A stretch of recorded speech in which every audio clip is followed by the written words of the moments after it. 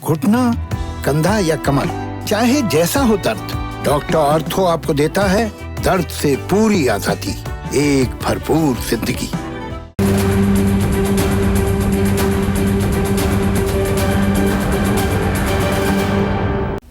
नमस्कार, मैं हूं संदीप चौधरी। आज सबसे बड़ा सवाल में फिर से बात इस आपदा काल, इस संकट काल, संक्रमण काल, कोरोना काल की, जिसमें हम जी रहे हैं, तड़प रहे हैं, चित्कार कर रहे हैं, लाचार भी घूम रहे हैं। ताजा आंकड़ा 3,32,000 नए केसेस, एक और रिकॉर्ड बनाया है इस संक्रमण ने। 24 घंटों में 2,263 लोगों की मौत हो गई है। यह एक और रिकॉर्ड है। और अब हमारी व्यवस्था हरकत में आती दिख रही है। आंकड़ा बढ़ता चला गया, पर हमारी प्राथमिकताएं कुछ और रही। राजनीति हावी रही, आरोप प्रत्यारोप, चुनाव, आस्था का मेला, यह हमारी प्राथमिकताएं रही। आज प्रधानमंत्री मोदी ने उच्च अधिकारियों के साथ बैठक की। उसके बाद 10 जो सबसे ज्यादा प्रभावित राज्य हैं उनके मुख्यमंत्रियों के साथ भी बैठक की। और बैठक में क्या कहा प्रधानमंत्री ने कि हम सबको मिलकर इस कोरोना से, इस संक्रमण से, इस आपदा से, इस आपातकाल से लड़ना होगा, जैसे हम पहले दौर में लड़े थे। तो कहीं ना कहीं क्या प्रधानमंत्री ये भी मान रहे हैं कि इस बार हम मिलकर नहीं लड़ रहे, हम लड़ रहे हैं आपस में, मिलकर नहीं लड़ रहे हैं। हमें संगठित होना होगा इस समस्या से निपटने के लिए, और राज्यों को केंद्र का पूरा सपोर्ट है। लेकिन आप मुझसे बेहतर जानते हैं कि राज्यों में और केंद्र में और राज्यों में आपस में लड़ाई हो रही है। एक दूसरे पर जिम्मेदारी का ठीकरा फोड़ने की कोशिश साफ दिखाई दे रही है। प्रधानमंत्री ने कहा कि स्वास्थ्य मंत्रालय राज्यों को जरूरी सलाह दे रहा है, ऑक्सीजन सप्लाई बढ़ाने की कोशिशें जारी हैं, इंडस्ट्रियल ऑक्सीजन भी डाइवर्ट की जा रही है। यह भी बताने की कोशिश की गई थी जी, ये निर्यात दोगुना हो गया ना, वो जो ऑक्सीजन का, वो तो इंडस्ट्रियल ऑक्सीजन थी। भाई, इंडस्ट्रियल ऑक्सीजन भी मेडिकल यूज के लिए इस्तेमाल होती है। स्पिन डॉक्टरिंग की भी एक हद होती है आपातकाल में। ऑक्सीजन की जल्द आपूर्ति के लिए हर विकल्प, टटोले, खंगाले इस्तेमाल किए जा रहे हैं। एयरफोर्स के विमानों को भी अब ऑक्सीजन ट्रांसपोर्ट में लगा दिया गया है। जब देश के प्रधानमंत्री 10 सबसे ज्यादा प्रभावित राज्यों के मुख्यमंत्री एक साथ बैठकर बातचीत करते हैं, चर्चा करते हैं, तो लगता है चीजें काबू में आ जाएंगी। यह सिक्के का एक पहलू है। दूसरा पहलू भी आपको दिखा दूं, और यह मैं कोई हॉरर स्टोरी नहीं दिखा रहा हूं, जमीनी हकीकत आपके सामने पेश कर रहा हूं। यह महाराष्ट्र के चंद्रपुर की तस्वीरें हैं। हमने मोज़ैक कर दी हैं, ब्लर कर दिए हैं विजुअल्स। जो कमजोर दिल के हैं, बुजुर्ग हैं, पहले ही परेशान हैं, वो और विचलित ना हो, इसलिए हमने ऐसा किया है। चंद्रपुर में क्या हुआ, बेड खाली नहीं थे, मरीज को कहीं दाखिला नहीं मिला, तो एक पेड़ के नीचे ही लेट गया मरीज, साथ में बेबस परिजन। और ऑक्सीजन ना मिलने के चलते इस मरीज ने इस पेड़ के नीचे ही दम तोड़ दिया। दूसरी तस्वीर अहमदाबाद, गुजरात की तस्वीर। यहां पर भी अस्पताल में भर्ती नहीं हो पाया मरीज। एक मां अपने बेटे के साथ, बेटा कोरोना पॉजिटिव था, सड़क पर ही बैठ गई अस्पताल ने क्या कहा, भर्ती ना करने की वजह क्या बताई कि आप जी एम्बुलेंस में, वो जो एम्बुलेंस होती है ना 108 नंबर डायल करो, ऑक्सीजन एम्बुलेंस आ जाएगी, आपको अस्पताल लेकर जाएगी। तो आप 108 वाली एम्बुलेंस में नहीं आए तो हम आपको भर्ती नहीं कर सकते। बेटे की पॉजिटिव रिपोर्ट हाथ में लिए ये बेबस मां सड़क पर बैठ गई। और हमारी व्यवस्था, हमारे कर्ता धर्ताओं की संवेदनशीलता कैसी है, अब उसकी एक तस्वीर दिखाता हूं। केंद्रीय मंत्री प्रहलाद पटेल दमोह के जिला अस्पताल में पहुंचे, मध्य प्रदेश के दमोह में, और वहां पर ऑक्सीजन नहीं मिल रही थी। तो एक व्यक्ति ने शिकायत की, तो केंद्रीय मंत्री, पर्यटन मंत्री हैं ये देश के, ये कहते हैं ऐसा बोलेगा तो 2 खाएगा, यानी कि 2 थप्पड़ खाएगा अगर ये कहोगे कि ऑक्सीजन की कमी है, गुहार लगाओगे हमारे सामने। अरे हम प्रतिनिधि थोड़ा है, हम मंत्री हैं। सुनिए। और रात के बोल दिया 36 घंटे हो चुके हैं, 1 मिनट अगर बोला सिलेंडर मिलेगा, लेकिन सिलेंडर नहीं मिला। हम बोलेंगे ऐसा बोलेगा तो 2 खाएगा, हम खाएंगे भी। हमारी माता राम तो वैसे ही खाने को पड़ी है।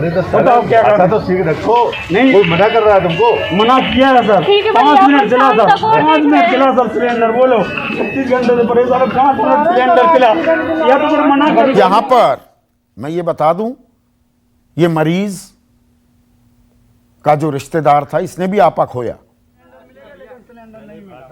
गलत भाषा का इस्तेमाल किया, लेकिन हमारे मंत्री हैं, मंत्री के सामने वो गुहार लगा रहा है, तो क्या ये कहा जाएगा कि ऐसा बोलेगा तो 2 खाएगा? ऑक्सीजन मिल नहीं रही, साथ में 2 थप्पड़ और रसीद कर दो। अब राजधानी दिल्ली की तस्वीर आपको दिखाता हूं। एलएनजेपी अस्पताल है, ये वही अस्पताल है जहां की तस्वीरें हमने आपको कुछ दिन पहले भी दिखाई थी। एक ही बिस्तर पर 2-2 मरीज ऑक्सीजन के मास्क लगाए हुए। अब यह तस्वीर देखिए, ऑक्सीजन सिलेंडर लगाए मरीज अस्पताल पहुंच रहे हैं। आत्मनिर्भर बन जाइए, अपना इंतजाम खुद कर लीजिए। बुजुर्ग लोग हैं, महिला के चेहरे पर बेबसी आप साफ देख सकते हैं। यह आपकी, मेरी, हम सबकी बेबसी की तस्वीरें हैं। और राजधानी दिल्ली की बात कर रहा हूं, कहा जा रहा है कि नहीं जी 450 टन ऑक्सीजन अब कोटा बढ़ा दिया गया है। वो सरकार कह रही है, आज बैठक में कहा गया 350 टन ही मिली है। लेकिन दरअसल जमीन पर क्या हो रहा है, देखिए ये जो आंकड़े होते हैं ना, ये बताते कम हैं, छिपाते ज्यादा हैं। हम आंकड़ों की तह में जाते हैं। कहा जा रहा है ऑक्सीजन की सप्लाई बढ़ा दी गई है, लेकिन साथ ही साथ ब्रह्म हेल्थ केयर और बतरा अस्पताल, 2 अस्पताल, वो दिल्ली हाईकोर्ट पहुंच गए। ये गुहार लगाते हुए जी इंतजाम करवाइए, उसी हाईकोर्ट के सामने जिसने ये कहा बेग, बोरो और स्टील, भीख मांगो, उधार मांगो, चाहे चोरी करो, डकैती करो, लेकिन आम आदमी को ऑक्सीजन मुहैया कराओ। 6000 लीटर के बजाय अभी तक 2400 लीटर ही ऑक्सीजन की सप्लाई की गई है, मुहैया कराई गई है। तो दिल्ली के, देश के दिल में ऑक्सीजन की जबरदस्त कमी अभी भी बरकरार है। ऐसे में आज का सबसे बड़ा सवाल, बेड ऑक्सीजन के लिए किससे बात करें? यह आम आदमी का सवाल है। और यह सवाल आज मैंने क्यों बनाया है, क्योंकि आज प्रधानमंत्री जब मुख्यमंत्रियों के साथ बैठक कर रहे थे, यह सवाल पूछा गया कि जी ये बताइए हम किससे बात करें? पॉइंट पर्सन कौन है कि जी ऑक्सीजन की कमी हो रही है, दवाइयों की कमी हो रही है, किससे बात करें कि कोई समाधान निकले। पर आम आदमी पूछ रहा है बेड ऑक्सीजन के लिए हम किससे बात करें, या जुगाड़ तंत्र में ही चलें, किसी जानने वाले जिसका थोड़ा रसूख है, जान पहचान है, उससे उसके सामने हाथ जोड़े क्या। और दूसरा सवाल, कब तक मिलेगी प्राण वायु। ऑक्सीजन की बात कर रहा हूं, कमी बरकरार है और आंकड़े लगातार राज्यों में भी बढ़ते जा रहे हैं। महाराष्ट्र के 67,000, उत्तर प्रदेश 34,000, पिछले 24 घंटे के आंकड़े हैं ये, इनमें थोड़ा लैग होता है। उत्तर प्रदेश में अब 37,000 मामले हो चुके हैं, जो ताजा अपडेट मुझे अभी मिली है। दिल्ली में 26,000 मामले हो चुके हैं।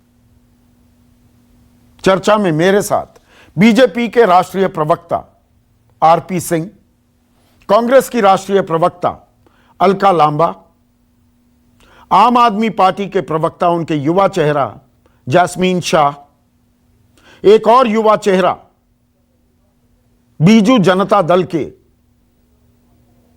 ये आपने नाम गलत कर दिए हैं, नाम को ठीक कीजिए, कलिकेश नारायण सिंह, और एक और खास मेहमान जिनके परिचय की आपको दरअसल जरूरत नहीं है, वो किसी परिचय के मोहताज नहीं, बहुत ही बड़े डॉक्टर हैं, डॉक्टर एम वली।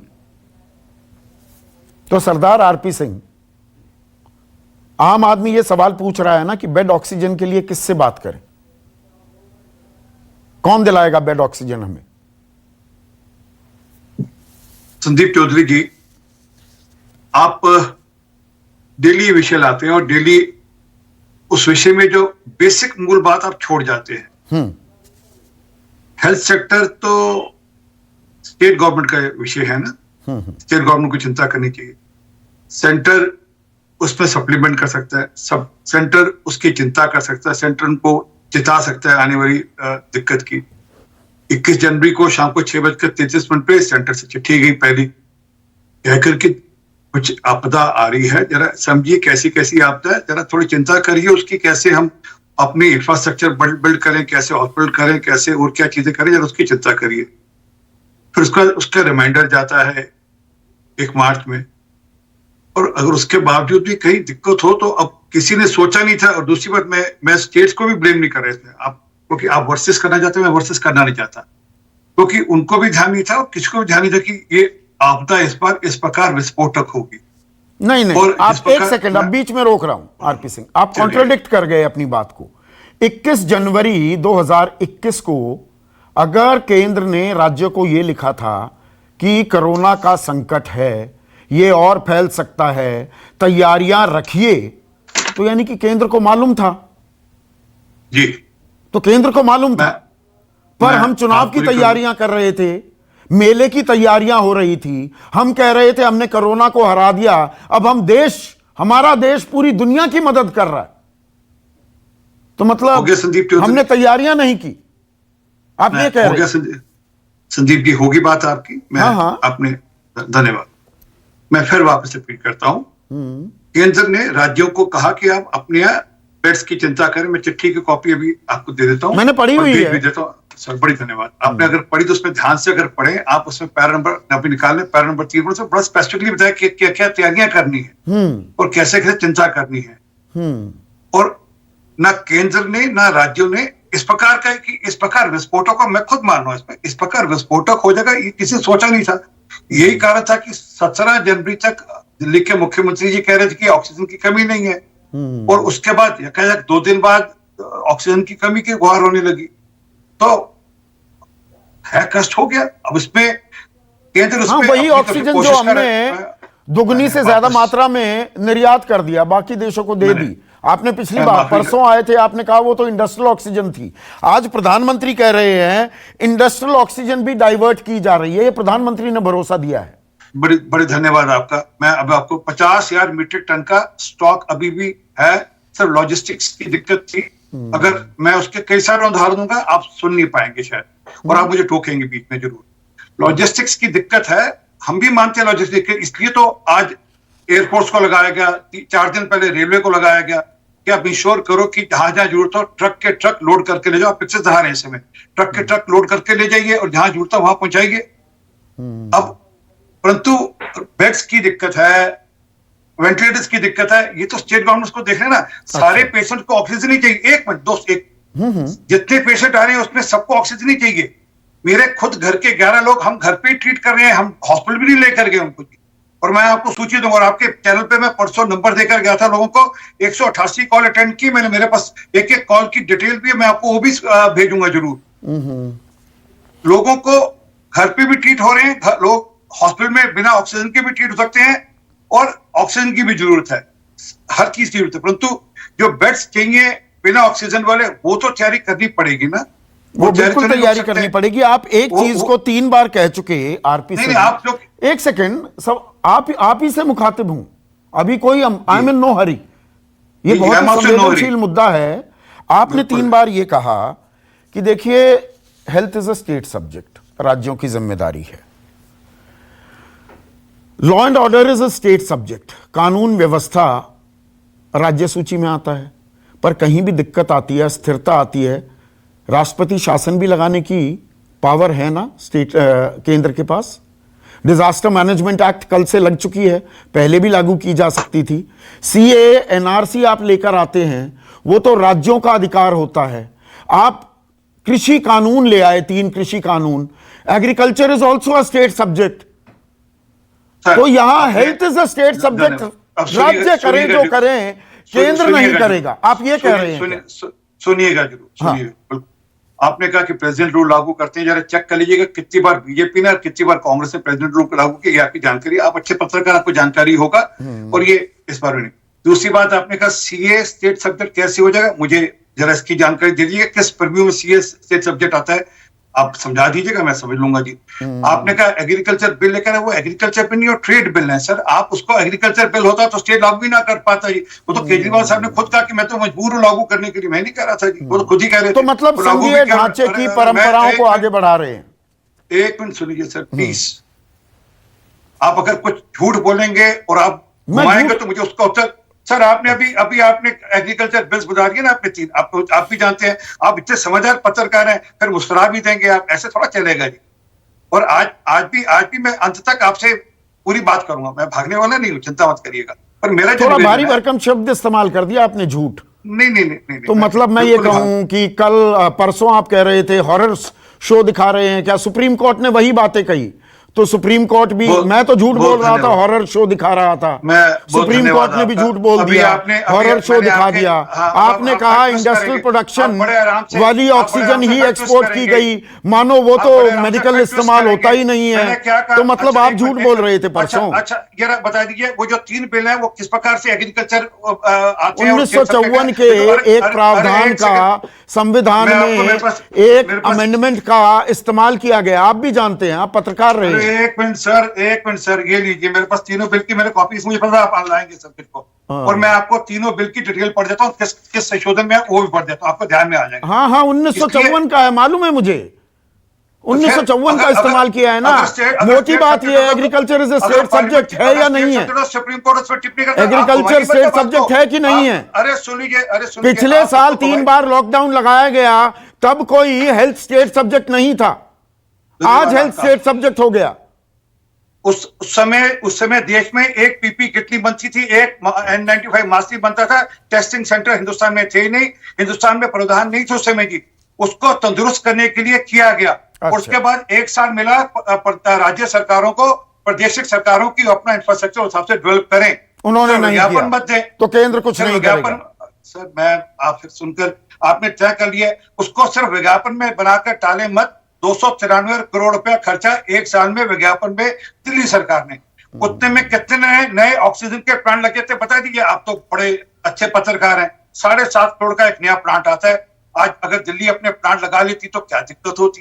कोई दिक्कत नहीं। कितने अगर डीआरडीओ 5 दिन में हॉस्पिटल इंफ्रास्ट्रक्चर खड़ा कर सकता है, गुजरात में भी, मैं तो गुजरात को भी उसमें दोषी मानता हूं, और दिल्ली में भी कर सकता है, तो अपने अपने प्रादेशिक सरकार। आपने गुजरात का उदाहरण दे दिया आरपी सिंह। बहुत से लोग आजकल सोशल मीडिया, आप तो सोशल मीडिया को बहुत फॉलो करते हैं, मैं बहुत कम करता हूं। आपने गुजरात का उदाहरण दिया। बहुत से लोग ये कह रहे हैं सरदार पटेल की प्रतिमा बना दी 3000 करोड़ की, 3000 करोड़ में तो 300 अस्पताल बन जाते। आपकी जानकारी के लिए नई संसद बन रही है, उसके बजाय अस्पताल बना देते।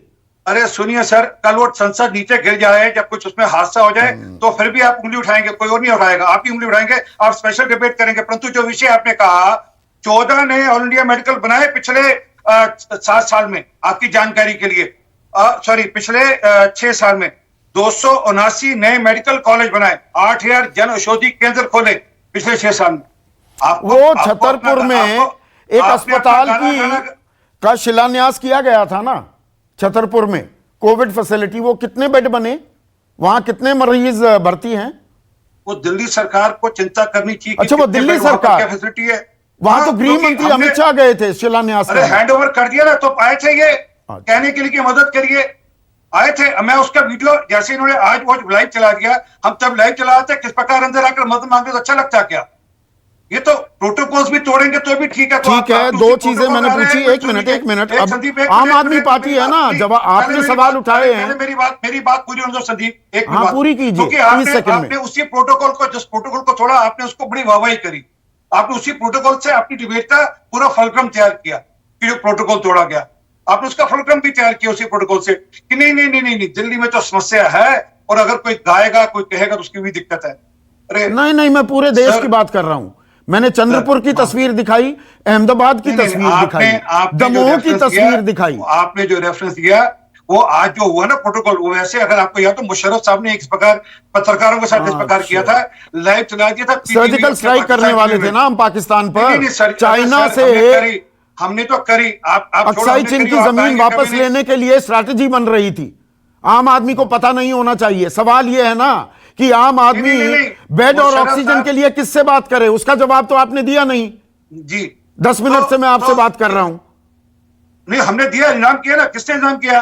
कौन इंतजाम कर रहा है? अभी मुख्यमंत्री जी ने बोला, केजरीवाल साहब ने बोला। ठीक है। धन्यवाद। अब जैस्मीन शाह स्क्रीन पर। जैस्मीन, आप 400 करोड़ के करीब, 350-400 करोड़ विज्ञापन पर लगा देते हैं, अस्पताल आप बनाते नहीं, छतरपुर में कोविड फैसिलिटी का शिलान्यास किया गया, आपको चलाने की जिम्मेदारी दी गई, कहां है वो अस्पताल? कितने बेड हैं? कोई भर्ती भी हो रहा है वहां पर? है कुछ वहां पर? देखिए, पहले मैं तो आपको करेक्ट कर लूं कि ये जो आपने आंकड़े बोले कि इतने लाखों, इतने करोड़ों का विज्ञापन दिया, वो गलत है। आंकड़े नहीं, आरपी सिंह कह रहे हैं।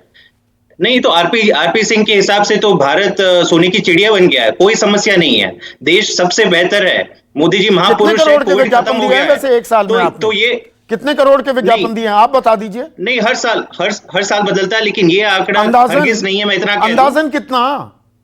अंदाजन 50-100 करोड़ के करीब होता है। हमारा 70,000 करोड़ का बजट है। ठीक है संदीप जी, तो मैं मुद्दे की बात करने आया हूं आज। आपने जो सवाल पूछा है वो देश का हर आम आदमी जानना चाहता है, और आरपी सिंह की तरफ से जैसे उन्होंने किया, मैं 10 मिनट इधर उधर की बातें नहीं करूंगा। सवाल आज ये है कि इतनी बड़ी आपदा में जब ऑक्सीजन की कमी हो रही है और सेंटर ने बेड़ा उठाया है, हर स्टेट का कोटा सेट किया है कि इसको 300 मैट्रिक टन देंगे, इनको 400 देंगे। जब इन्होंने हमारा कोटा 350 मैट्रिक टन किया था, आ कितना रहा था एक्चुअली ग्राउंड पे? 150 टन आ रहा था। आरपी सिंह जी, मुझे बताइए कि ये 200 टन की ट्रक क्यों चोरी हो गई और आप क्या कर रहे थे? आप क्यों बैठे हुए थे? आज जो माननीय मुख्यमंत्री जी ने आभार व्यक्त किया कि अच्छा हुआ प्रधानमंत्री जी ने हमारा कोटा 480 मैट्रिक टन कर दिया, लेकिन आज की तारीख में भी कितना आ रहा है? 350 मैट्रिक टन। नहीं, he was playing to the gallery ना। 120 मैट्रिक टन। आप एक चीज बताइए जैस्मीन, प्रोटोकॉल तो तोड़ा गया है ना, जो बैठक हो रही है, रणनीति बनाई जा रही है, उसका आप लाइव प्रसारण, जब अरविंद केजरीवाल बोल रहे हैं, आप अपनी कॉन्स्टिट्यूएंसी को, दिल्ली वासियों को बता रहे थे, देखिए हमारा मुख्यमंत्री कितना जुझारू है, और यह सवाल उठाए। संदीप जी, ये बात सही नहीं है। आज तभी तो माफी मांगी अरविंद केजरीवाल ने। यहां पर प्लेइंग टू द गैलरी होगा। आम आदमी को बचाने के लिए कुछ कीजिए ना, या अपना वोट बैंक बनाए रखने के लिए, नंबर बनाने के लिए कर रहे हैं सब कुछ। संदीप जी, मैं उत्तर दे दूं? आपने सवाल पूछ लिया, मुझे समझ आ गया, मैं उत्तर दे दूं। आज जो इनकी स्पीच लाइव हुई थी माननीय मुख्यमंत्री जी की, ऐसा कोई वर्बल या रिटन डायरेक्टिव नहीं था कि ऐसी मीटिंग्स जहां पे नेशनल इंपॉर्टेंस की चीजें डिस्कस हो वो शेयर नहीं की जाए। इसके पहले 8 अप्रैल की जो पीएम सीएम की मीटिंग हुई थी, इसमें पीएम की स्पीच भी लाइव हुई थी। फिर भी अगर कोई मिसकम्युनिकेशन हो गया तो हमने माफी मांग ली है। इस इश्यू को पॉलिटिसाइज ना करें। जो मुद्दे वाली बात है ऑक्सीजन की, मैंने आपके सामने आंकड़े रख दिए हैं कि आगे की प्लानिंग की छोड़ दीजिए, आज की प्लानिंग भी क्यों आज हम भी नहीं कमी fulfill कर पा है रहे हैं? दिल्ली में। मुझे खत्म नहीं, हाँ। अभी मैं बेड पे आता हूं। आपने ऑक्सीजन की बात करी, आपने बेड की बात करी। ऑक्सीजन पे मैंने साफ कह दिया कि जो जिम्मेदारी है केंद्र की, केंद्र वो फुलफिल करें, और इसके वजह से लोगों की जान नहीं जानी चाहिए। दूसरा, आपने कहा बेड्स किधर है। आपको मैं बता दूं कि 6 अप्रैल और आज की तारीख के बीच में 6,000 से लेके 21,000 बेड्स लग गए हैं दिल्ली में, और 3,000 बेड्स आज की तारीख में तैयार है, लेकिन ऑक्सीजन नहीं है। आपको ये मानकर और आपके दर्शक को मानकर अचंभा होगा कि 3,000 बेड आज की तारीख में covid, Sardar Patel covid care centre, Burari centre, Commonwealth Games centre, Yamuna sports complex में, आपको एक एक आंकड़ा बता दूं, ये सारे बेड्स लाइव होने में के जो लिए कोविड तैयार है, फैसिलिटी लेकिन पिछले साल ऑक्सीजन जो बड़े सबसे गाजे main बाजे के साथ जरूरत है, जिसका शिलान्यास किया गया, उसका क्या हुआ? ये भी आरपी सिंह कह तैयार रहे हैं है आज आपको की दे दिया था, हैंडओवर कर दिया। संदीप जी, आज की तारीख में 2,500 बेड्स वहां पे तैयार है, 2 दिन से तैयार है, लेकिन ऑक्सीजन नहीं है। और ऑक्सीजन के बिना एक बिस्तर लगाने से मरीज तो 2 दिन पहले ही तैयार हुए वो? आप मुझे बताइए। 2 दिन पहले ही तैयार हुए वो? नहीं, उससे पहले भी बहुत सारे बाकी कॉम्प्लेक्स, जैसे मैंने आपको कहा 3,000 बेड्स। एज अ कोऑर्डिनेटेड हमें एक राष्ट्र बनकर इस पे चलना होगा। जो हमारी जिम्मेदारी है हम पूरी कर रहे हैं, लेकिन जो केंद्र की जिम्मेदारी है वो भी तो, उसमें इसका कोई उत्तरदायित्व है। ये वही तो खेल हो रहा है। देखिए, पिछले 10 दिन से केंद्र की क्या जिम्मेदारी और राज्यों की क्या जिम्मेदारी, अलका लांबा, ये सुनते सुनते मैं तो थक गया हूं। आम आदमी को अब गुस्सा भी आने लगा है। अभी तक 7:23 हो गए हैं। 20 मिनट से ऊपर चर्चा शुरू हो चुके हैं। बेड ऑक्सीजन चाहिए एक आम आदमी को, अपने किसी रिश्तेदार, अपने माता पिता, अपनी बहन, अपने भाई, अपनी पत्नी, अपने बच्चे के लिए किससे बात करे? या आरपी सिंह या अलका लांबा या जैस्मीन शाह को फोन करे, गिड़गिड़ाए, जी इंतजाम करा दीजिए। संदीप जी, हम एक दूसरे को चैनल पे बैठ के पता नहीं समझा पाएंगे नहीं, लेकिन लोगों को समझाना बेहद मुश्किल हो चुका है। आज प्रधानमंत्री जी ने जो मुख्यमंत्रियों के साथ बैठक की, हाई लेवल बैठक, कहा गया कि अपनी रैलियां रद्द करके हाई लेवल बैठकों की बहुत उम्मीद थी। क्या हुआ? दिल्ली के मुख्यमंत्री और प्रधानमंत्री के बीच लाइव करना चाहिए था, नहीं लाइव करना चाहिए था, लोगों को मतलब नहीं है। लोग ये पूछ रहे हैं उस हाई लेवल की मीटिंग के बाद भी स्पाइनल इंजरी हॉस्पिटल में ऑक्सीजन खत्म हो चुका। गंगाराम में 24 घंटे में 25 लोगों ने, कोविड पेशेंट ने दम तोड़ दिया है। वॉशिंगटन पोस्ट लिख रहा है 1.3 बिलियन पीएम केयर फंड का जो इस्तेमाल होना था जिन कामों में, वो फंड आज भी 1 साल भी उतना ही पड़ा हुआ है। दिल्ली के अंदर वायदा था 1 साल में 6 ऑक्सीजन प्लांट लगाने का। हाईकोर्ट ने जवाब मांग लिया है दिल्ली की केजरीवाल सरकार से, जवाब कल देना है इन्हें कि जब एक चंडीगढ़ का ये सब जगह का यही हाल है। अलका लांबा, थोड़ा मैं यहाँ दर्शकों को जानकारी दे दूं, मध्य प्रदेश में भी होशंगाबाद के इंडस्ट्रियल एरिया में ऑक्सीजन प्लांट लगना था, उसका भी नवंबर में शिलान्यास किया गया। लेकिन संदीप जी, बड़ी धूमधाम से दीवारें खड़ी हुई हैं, सिर्फ दीवारें खड़ी हुई हैं, ऑक्सीजन प्लांट नहीं है। मैं उड़ीसा के मुख्यमंत्री का दिल्ली की नागरिक होने के नाते धन्यवाद करती हूँ। उन्होंने, उड़ीसा के मुख्यमंत्री ने दिल्ली के मुख्यमंत्री को कहा हमारे पास ऑक्सीजन है, चाहिए तो बताइए। वो तैयार बैठे हैं, लेकिन आ क्यों नहीं रही? क्योंकि सप्लाई चेन, दिल्ली रास्ते से, उड़ीसा से, सड़क से, रास्ते से आएगी, एक मिनट की भी ऑक्सीजन नहीं बची हुई, और उसको कितने दिन लगेंगे? अब ये जो मिलिट्री का जहाज खड़े किए जा रहे हैं, यही तो कह रहे थे चुनाव रैलियां रोककर ये जहाज ही तो खड़े करने थे। खाली टैंकर कहीं है, ऑक्सीजन कहीं है। अब आपके जो टाटा है, रिलायंस है, वो अपना जिंदल्स है, वो कह रहा है हमारे पास ऑक्सीजन है। व्यवस्था आपको करनी है, कॉल आपको लेना है सेंटर को, लेकिन कॉल लेने में देर हो रही है। हाई कोर्ट बैठता है रात को, लेकिन सुबह, लेकिन आरपी सिंह कह रहे हैं, सरकार भी ये कह रही है, ये अंदाजा नहीं था इतना बड़ा विस्फोट हो जाएगा, इस कदर संक्रमण फैल जाएगा, तो व्यवस्था पर दबाव है। अब तैयारियां की जा रही हैं। अब ये वायुसेना के जहाज लगा दिए गए हैं काम पर। संदीप जी, आपका चैनल खुद इनको कहिए, देखिए सीरो का सर्वे क्या था, जनवरी में भारत सरकार का लेटर क्या कह रहा था, तैयारियां होनी थी, नहीं हुई। क्योंकि सच्चाई ये है कि चुनाव प्राथमिकता रहा, इसमें कोई दो राय नहीं है, पूरा चुनाव प्राथमिकता रहा। और आज भी दिल्ली के मुख्यमंत्री ने कहा है मैं मुख्यमंत्री होकर मदद नहीं कर रहा, असहाय हूं। हाईकोर्ट ने पूछ लिया है, 6 साल आपके पूरे हुए, 1 साल कोविड काल में एक ऑक्सीजन का प्लांट क्यों नहीं आप लगा पाए? मैं पूछना चाहती हूँ, आज बता रहे 70,000 करोड़ का दिल्ली सरकार का बजट है। बिल्कुल है 70,000 करोड़ का। कितने वेंटिलेटर आपने खरीदे? जितने 20 में थे उतने ही 21 में है। जितने आईसीयू बेड, आप कह रहे हैं बिस्तर बढ़ाए हैं। अरे आप गुरुद्वारे में चले जाइए, हम शादियों में गुरुद्वारे से ना बिस्तर लेकर आते हैं घरों में बिछाने के लिए, आपने वही बिछाए हैं, खुद का है। ऑक्सीजन नहीं है, वेंटिलेटर नहीं है वहां पर देने के लिए, दवाएं नहीं है, क्या फायदा? ट्रेन है, आपने बिस्तर दिखाए हैं भरे हुए, आपने बना दिए, कोई जाने को तैयार नहीं है। बिस्तर का मतलब क्या है जहाँ ऑक्सीजन नहीं है, वेंटिलेटर नहीं है, डॉक्टर नहीं है, दवाएं नहीं है? आप कहते हैं हमने 7,000, 10,000, 25,000। आपने गंगाराम हॉस्पिटल का भी जिक्र किया है, पूरी जिम्मेदारी से मैं ये बात कह रहा हूं। 24 घंटे में 25 मरीजों की मौत हुई है। वहां के चेयरमैन से भी हमने बात की है। ये कहा जा रहा है कोविड के चलते ही मौत हुई है, लेकिन हम तहकीकात कर रहे हैं कि कहीं ये ऑक्सीजन की कमी की वजह से तो नहीं है। हम तहकीकात कर रहे हैं, हम हर चीज की सतह में, तह में, परत दर परत खोलते हैं, हम पीछा नहीं छोड़ते हैं किसी बात का। संदीप जी, जरूरत भी है, क्योंकि ये 24-25 मौतें हर मिनट में एक जो गंगाराम में हुई है, उसे करें कोविड की वजह से हुई। अब आप देखिए ना मौतों के आंकड़ों को, कितने कोविड से मरे, कितने ऑक्सीजन की कमी से, कितनों को वेंटिलेटर नहीं मिला, कितनों को दवा नहीं मिली। अब इस तरह से आंकड़े बांट दिए जाएंगे, क्योंकि मौतों को एक साथ नहीं दिखाना। दिल्ली में देखिए, आप पुल के नीचे खेतों में जो है लाशें जो है जलाई जा रही हैं। हमारे शमशान घाट खत्म हो चुके हैं। आप समझ रहे हो, दिल्ली के मुख्यमंत्री आज लाइव करके, मुझे लगता है जो नहीं है, सिर्फ दिल्ली की बात नहीं है, पूरे देश में हॉस्पिटल्स में तो वेटिंग है। कलिकेश नारायण सिंह, अंतिम संस्कार की भी वेटिंग है। हमने तस्वीरें देखी हैं, फाफा मऊ में एक ठेकेदार 22,000 रुपए मांग रहा है अंतिम संस्कार के लिए, लकड़ी देने के नाम पर। यहां अंतिम संस्कार के लिए भी वेटिंग का आलम आ गया है। राजनीति पर पीछे नहीं हट रही है। अभी भी पहले सवाल, मुख्य सवाल का जवाब नहीं मिल रहा है। कलिकेश नारायण सिंह, बेड ऑक्सीजन के लिए एक आम आदमी किससे बात करे? कोई है बता देगा कि वहां पर बेड है और वहां ऑक्सीजन है? 73 साल की आजादी के बाद हम यह भी नहीं कर पाए हैं। 1 साल हो गया हमें कोरोना झेलते हुए, हम यह तैयारी नहीं कर पाए।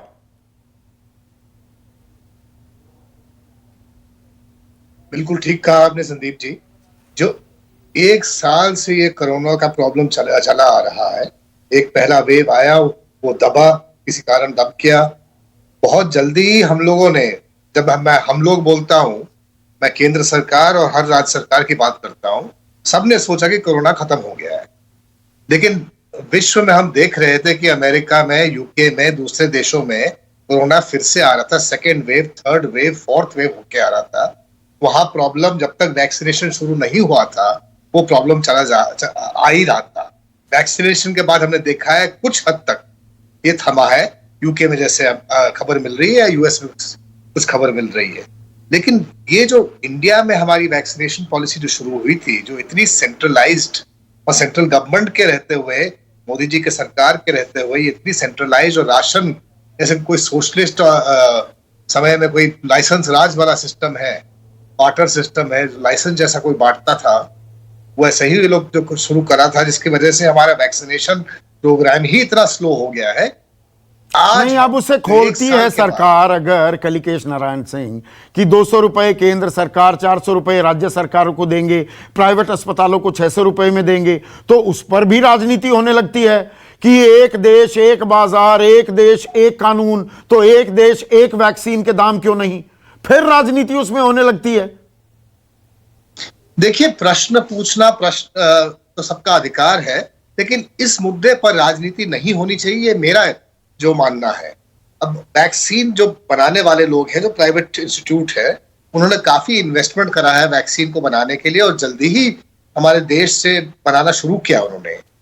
उनमें प्रॉब्लम यह आया है कि जो एक नॉन रेम्यूनरेटिव प्राइस फिक्स करा गया था इनिशियली, जब ये वैक्सीन लेआउट शुरू हुआ था, उसके वजह से वो लोग अपना कैपेसिटी रैंप अप नहीं कर पाए, जो वो कहते हैं।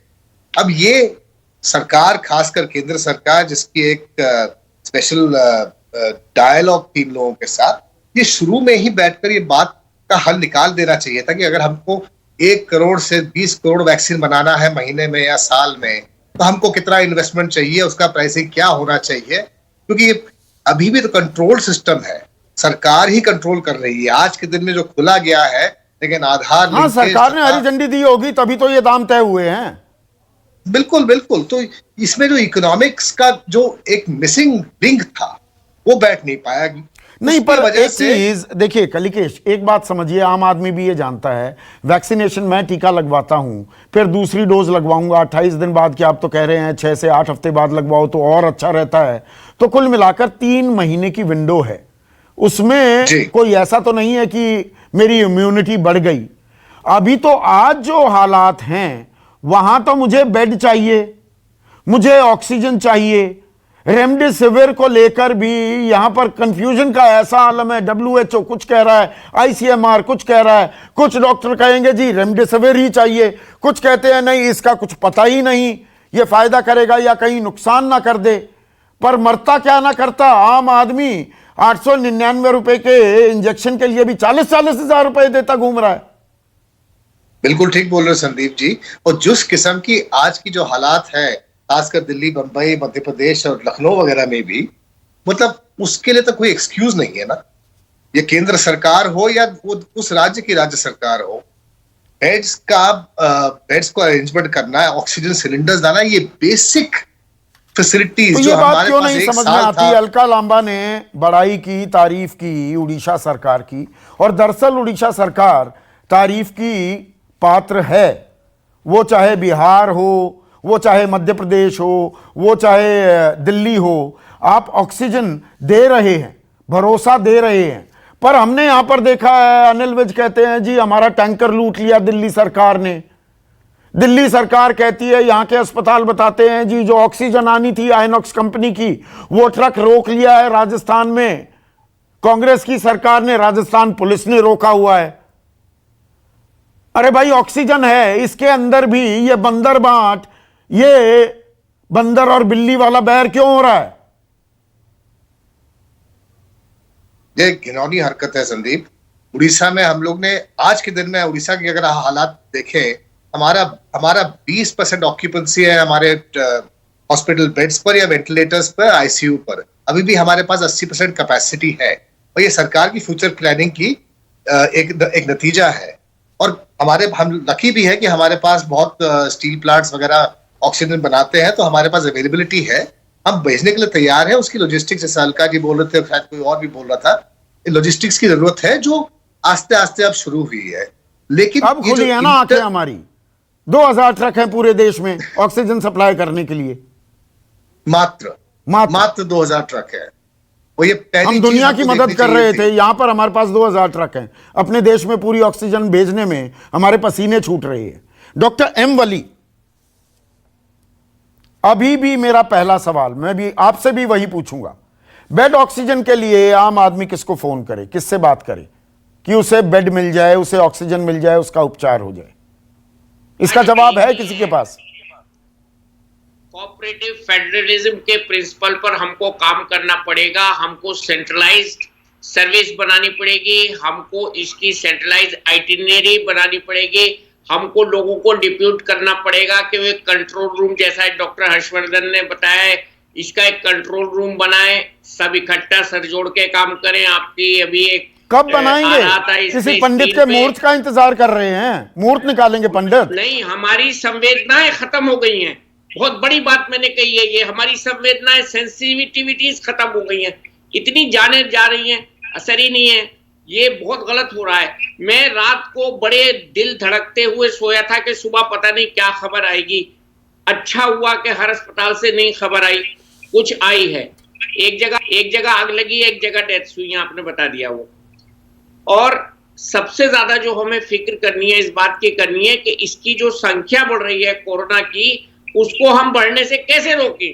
जब तक वो नहीं रोकेंगे तो ये इसका अनएंडिंग प्रोसेस है। इतने कम ट्रक में इतना बड़ा देश नहीं चलता, हमको ये ट्रक्स बढ़ाने पड़ेंगे, स्पेसिफाइड ऑक्सीजन कंटेनर्स हैं, हमको इनकी ग्रोथ, आबादी जिस रफ्तार से बढ़ रही है उसी रफ्तार से हमारे पास पूरी तस्वीर आ भी रही है। हम पूरी तस्वीर, 3,32,000 लोगों को कोरोना संक्रमण हुआ पिछले 24 घंटे में। क्या हम सही तस्वीर भी देख रहे हैं, देख पा रहे हैं, बता भी रहे हैं, या जुटा रहे हैं? और ये सवाल मैं इसलिए पूछ रहा हूं डॉक्टर एम वली, क्योंकि मैं नोएडा में हूं। एक मिनट सर सुनिए, और अगर गलत कह रहा हूं तो बताइएगा। नोएडा में अब आप घर में बैठे अपना RT-PCR नहीं करा सकते, होम कलेक्शन नहीं हो रही है, तो मतलब आप समझिए कोई बुजुर्ग है, कोई बिस्तर पर लेटा हुआ है, क्रिटिकल सिचुएशन में है, वायरल लोड वो कैरी कर रहा है जबरदस्त, घर में आकर आपका आरटीपीसीआर के लिए सैंपल कलेक्ट नहीं होगा। आप जाइए अस्पताल में लाइन में लगिए, सुबह 6:30 बजे से लोग लाइन में लग जाते हैं, 9 बजे नंबर आता है, जो 10 बजे आएगा उसका शाम को 4 बजे नंबर आ रहा है। क्या आप लोगों को कह रहे हैं आरटीपीसीआर मत कराइए, घर में ही बैठे रहिए, डोलो ले लीजिए, जिंक ले लीजिए, लिम्सी ले लीजिए, बात खत्म। चंद दिन पहले लखनऊ में एक लाइन दिखाई थी ना, वो आरटीपीसीआर करा रहे थे लोग। हाँ। बहुत लंबी लाइन थी और खिड़की थी और खिड़की पे बहुत भीड़ थी। मेरे घर के भी 2-3 एम्प्लॉयज की रिपोर्ट 5वें दिन आई है, जबकि निकटतम लैब में मैंने कराया। तो लोड बहुत ज्यादा है, लैब्स पे बहुत ज्यादा आरटीपीसीआर का लोड है, अप्रत्याशित लोड है ऑक्सीजन सप्लाई पे, रेमडेसिविर की सप्लाई पे, आरटीपीसीआर पे, और एक दवा तो बिल्कुल ही नहीं मिल रही है, टोक्लिजुमैब। लेकिन ये सब चीजें जो हैं, और ये रेमडेसिविर की जो बात है, मुझे ये बताइए डॉक्टर एम वली, इतना कंफ्यूजन है, WHO कुछ कह रहा है कि नहीं, क्लिनिकली प्रूवन नहीं है, मालूम ही नहीं ये फायदा करता है नहीं करता है। डॉक्टर रणदीप गुलेरिया का भी ऐसा बयान आया है कि नहीं, इसके पीछे पागलपन करने की जरूरत नहीं है। पर डॉक्टर कहते हैं, आप जाइए, आपका कोई रिश्तेदार बीमार हो गया, वो कहेंगे जी रेमडेसिविर का इंतजाम कर दीजिए तो इलाज कर दूंगा। इस पर क्लैरिटी कोई तो देगा। इस पर क्लैरिटी बिल्कुल सही है कि आईसीयू में एडमिटेड उन पेशेंट्स के लिए जिनको संक्रमण ज्यादा नहीं है, जिनको हम आईसीयू में शुरू में पहुंचा देते हैं, उन पेशेंट्स में करीब 10-12% पेशेंट्स के लिए रेमडेसिविर उनकी आईसीयू का स्टे कम करता है। इसकी मिसाल मैं देता हूं, अगर 13-14 दिन वो मरीज आईसीयू में रहता तो उसकी मियाद 8 दिन हो जाएगी, 9 दिन हो जाएगी। इससे ज्यादा इसका कोई रोल नहीं है। रेमडेसिविर के ऊपर इस वक्त लोगों ने वही काम किया है जो ऑक्सीजन के ऊपर नहीं, उसमें क्लैरिटी आनी चाहिए ना। कालाबाजारी हो रही है, कोई बड़े नेता कहीं देवेंद्र फडणवीस दमन से इंतजाम करा देते हैं, ये चीजें बंद होंगी ना। ये कालाबाजारी चल रही है ना, आम आदमी परेशान होता है, कंफ्यूज होता है, गफलत कर जाएगा, गलत फैसला ले लिया जाएगा। आज गाजियाबाद में गुरुद्वारे ने सड़क पर गाड़ियों में खड़ी करके और ट्रॉलियों में खड़ी करके और कैब्स में खड़े करके लोगों को ऑक्सीजन लगाई है। वो भी शायद आपके कुछ लोग शूट करके लाए होंगे। मेरा दिल बहुत दुख रहा है कि ये हमारे इतने बड़े देश में, ये चाणक्य का देश और ये चरक का देश और ये सुश्रुता का देश, हम कहां पहुंच गए हैं। छोटे छोटे कमेंट चाहूंगा। राजनीति बंद होती दिखेगी आपको? बंद होनी चाहिए, होनी तो चाहिए, पर बंद होगी क्या? कलिकेश नारायण सिंह, छोटा जवाब चाहूंगा 20 सेकंड में सभी से। जब तक राजनीति बंद नहीं होगी, मेरे हिसाब से कोरोना से हम लड़ नहीं पाएंगे। ऐसे ही लोग मरेंगे और पॉलिटिकल पार्टी लड़ते रहेंगे। लेकिन आज का जो रुख मैं देख रहा हूं, अगर आज हम पॉलिटिशियंस नहीं सीखे राजनीति बंद करना इस सिचुएशन को देख के, जिंदगी में हमको देश कभी माफ नहीं करेगा। जैस्मिन, राजनीति से भी आगे जाएंगे हम।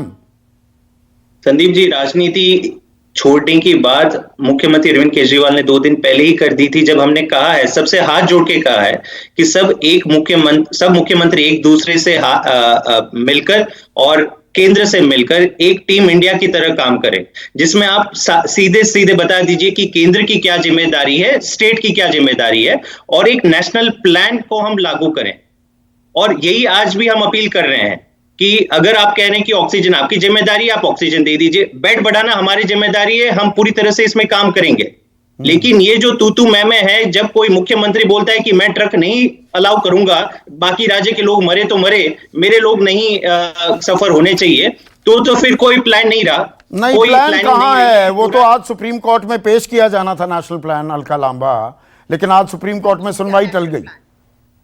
नेशनल प्लान तो आनी चाहिए ना, आम आदमी को पता लगे कि क्या नीति रणनीति है सरकार की।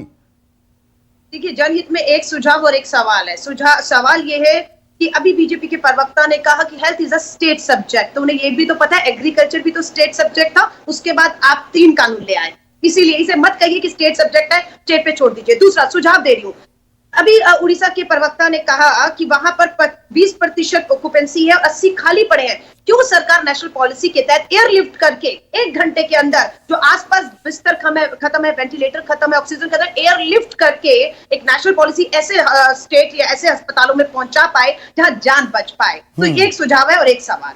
आरपी सिंह, आम आदमी फुटबॉल बना हुआ है ना? आपने कहा कि इस विषय पर राजनीति होनी चाहिए नहीं होनी चाहिए, पर अफसोस है इस विषय में सबसे ज्यादा राजनीति आपका। मैं आपको 3-4 उदाहरण इसी डिबेट में से, जब आप पूरी डिबेट करें उसी में देता हूं। अभी डॉक्टर साहब ने बताया कि रेमडेसिविर की कैसे जरूरत है, परंतु आपने फिर घुमाई। आपने देवेंद्र फडणवीस का नाम लाना ही लाना था क्योंकि आपको सूट करता है। आपको तो अच्छा, आपको उसमें दर्द होता है, आपको दर्द होता है। अच्छा, मुझे सूट करता है, मुझे कैसे सूट करता है? अच्छा मुझे ये बताइए, एक मिनट, नहीं जब आप राजनीति पे आ ही रहे हैं, अच्छा मुझे बताइए मुझे कैसे सूट करता है, मुझे कैसे सूट करता है, बताइए ना मुझे। बता रहा हूं ना जी, नहीं बताइए। हाँ सुनो प्लीज सुनो। डिफरेंशियल प्राइसिंग में आपने गाना काट दिया। सच ये कि डिफरेंशियल प्राइसिंग नहीं है। मुझे कैसे सूट करता है ये बताना कि देवेंद्र फडणवीस ने दमन से रेमडेसिविर का इंतजाम किया जो पूरी तरह से गैर कानूनी था। ये मुझे सूट कैसे करता है? उसके बाद बता दूंगा कि ये मुझे सूट कैसे करता है? ये देश को सूट नहीं करता आरपी सिंह, ये देश को सूट नहीं करता। अगर एक पूर्व मुख्यमंत्री ऐसे गैर कानूनी काम करेगा तो आपने अपनी डिबेट का एजेंडा तय किया, आपने अपनी डिबेट का एजेंडा तय किया। उत्तर देना मेरा अधिकार है, मुझे उत्तर देने चाहिए। जब आप डिबेट कर रहे हैं, आप एंकर हैं, एंकर की तरह बिहेव करिए ना। एंकर की तरह ही कर रहा हूं, आप भी प्रवक्ता हैं, प्रवक्ता की तरह बिहेव कीजिए। प्रवक्ता की तरह कर उत्तर दे रहा हूं, आपको सुनिए नहीं। हाँ सुनाइए। आपने अब सुनिए आपको दिक्कत हो रही है जब सच जी सामने आए। मुझे कैसे दिक्कत हो रही है? फिर मैं कहूंगा अब आप ट्रोल आर्मी की तरह बात मत करिए, प्रवक्ता की तरह बात कीजिए। बता रही ना, सुन लीजिए ना। डिफरेंशियल प्राइसिंग के ऊपर आपने घुमा दी बात। सच ये कि डिफरेंशियल प्राइसिंग नहीं है। 200 रुपए का और जो रेट 400 रुपए का सेंटर को पड़ेगा, 400 रुपए का स्टेट को पड़ेगा। वो खुद आकर कह चुके हैं कि भैया हमने। अच्छा, और 600 रुपए प्राइवेट अस्पतालों को। चलिए सर, आप चाहते नहीं कि बात पूरी करें। मैंने बात पूरी कर ली क्या? हाँ करिए ना। सुनिए, तो 400 रुपए स्टेट को, 400 रुपए सेंटर को, और प्राइवेट जिससे जाने जाए, परंतु स्टेट और सेंटर का रेट एक है। ये जो आपने घुमाया ना, नहीं अलग रेट है। कुछ पहले रेट था, पहले रेट सर इसलिए था कि जो फ्रंटलाइन वॉरियर है, जो फ्रंटलाइन वर्कर है, उनके लिए और डॉक्टर्स के लिए, उनकी चिंता के लिए रेट कम था। अब सबके लिए एक जैसा है। आपने एक जगह एक विषय आपने बिल्कुल नहीं कहा कि नहीं वहां पर मैंने आपको 30 सेकंड दिए थे। अब आप चाहते हैं कि मैं 8 बजे तक चलाऊं कार्यक्रम। धन्यवाद। आप मुझे पता है क्योंकि आपको मिलाकर सब मिलाकर अकेले मैं हूं। आप भी उसी पक्ष में बात करें, मुझे अकेले ने जवाब देना है, मुझे जवाब दे दीजिए। और आपने अच्छा चलिए 8 बजे तक बोलिए, मैं सुन रहा हूँ। 8 बजे तक बोलिए। नहीं, मैं 8 बजे तक तो कुछ और बोलूंगा, आज बोलूंगा, जरूर बोलूंगा। हाँ, बोलो। तैयारी करके बोलो। तो खट्टर साहब ने बड़ा स्पष्ट कहा कि हम बिल्कुल नहीं रोक रहे, परंतु मैं एक निवेदन कर रहा हूं। आप शाह साहब, आप पंजाब का चुनाव लड़ना, जरूर लड़ना। अपने किसान दोस्तों को कह दो एक कॉरिडोर छोड़ते हैं। 4 घंटे फालतू लगते हैं वहां पर ऑक्सीजन लाने के लिए। वो कल भी जो जयपुर गोल्डन के लिए ऑक्सीजन लाई, पुलिस के उसके अंदर लानी पड़ी, पुलिस को लानी पड़ी वहां से। ये तो आने नहीं दे रहे थे। आने नहीं दे रहे थे, ये जानकारी है आपके पास। आपको FIR दर्ज कराइए।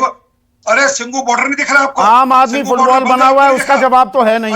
बात को घुमाते रहिए और 7 मिनट 8 मिनट खा जाइए, फिर कहिए जी नहीं एजेंडा चल रहा है। देवेंद्र फडणवीस की बात करेंगे तो कहेंगे जी नहीं ये आपको सूट करता है। आम आदमी को क्या सूट करता है? मैंने आपको पूरा वक्त दिया आरपी सिंह।